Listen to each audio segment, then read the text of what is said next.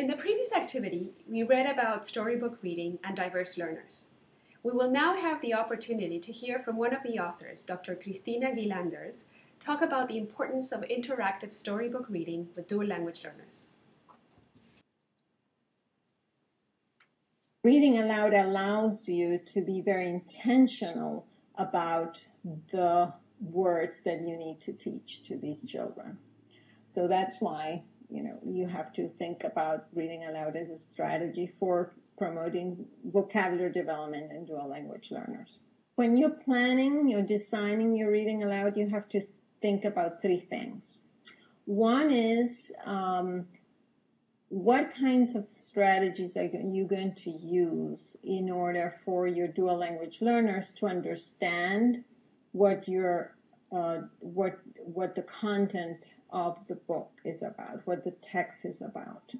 The second thing you have to think about is, because you're interested in vocabulary development, what words and phrases you intentionally want to teach through the reading aloud strategy. And the third thing that you have to think about is how the dual language learners are going to participate in the reading aloud session. And this is particularly important for dual language learners because usually when you are a teacher, the way you engage children in the reading aloud is through asking questions. Isn't that right? That's what you do. You ask questions to engage them in the story. But if the children do not have the English proficiency to respond to those questions, then they're not going to be engaged in the story.